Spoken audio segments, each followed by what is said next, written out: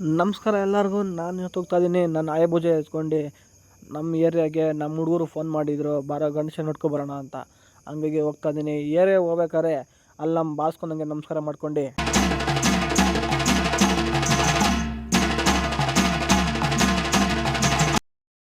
ಅಲ್ಲಿಂದ ನಾನು ಹೋಗಿದ್ದೆ ನಮ್ಮ ಏರಿಯಾಗೆ. ಅಲ್ಲಿ ನೋಡಿದ್ರೆ ನಮ್ಮ ಹುಡುಗರದು ಬರೀ ಗಾಡಿಗಳು ಮಾತ್ರ ಐತೆ, ಬಾಡಿಗಳು ಒಂದೂ ಇಲ್ಲ. ಎಲ್ಲಿದ್ದೀರಾ ಅಂತ ಕೇಳಿದೆ. ನಿಮಿಷ ಬರ್ತೀನಿ ಅಂದರು. ಹಂಗೆ ಪಕ್ಕದಲ್ಲಿ ಗಣೇಶ ಕುಣಿಸಿದಂತ ಗಣೇಶ ನೋಡ್ಕೊಬೇಡ ಅಂತ ಹೋಗಿದ್ದೆ. ಅಷ್ಟರಲ್ಲಿ ನಮ್ಮ ಹುಡುಗ ಫೋನ್ ಮಾಡಿ ಬಾರೋ ಅಂದ. ಸರಿ ಆಯ್ತು ನಡಿ ಅಂತ ಅಲ್ಲಿಂದ ಕಾರಲ್ಲಿ ಹೋಗಿದ್ದೆ ವಿ ಪುರಂಗೆ. ಅಲ್ಲಿ ಹೋಗಿ ನೋಡಿದ್ರೆ ಗಣೇಶಗಳು ಈ ಥರ ಕೂಡ ನಾವಿದ್ವಿ.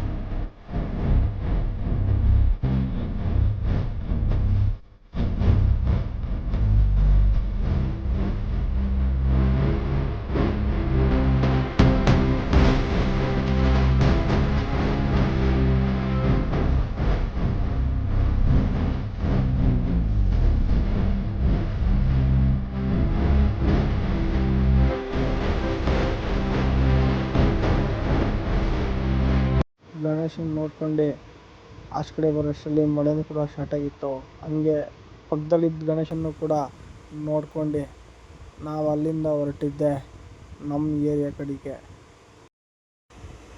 ಕಡೆ ಹೋಗ್ಬೇಕಾದ್ರೆ ಬಿಸಿಲು ಬಂದಿತ್ತು. ಬೆಂಗಳೂರು ವೆದರು ಇದಕ್ಕೆ ಅಲ್ವಾ ಸಖತ್ ಅಂತ ಅನ್ನೋದು.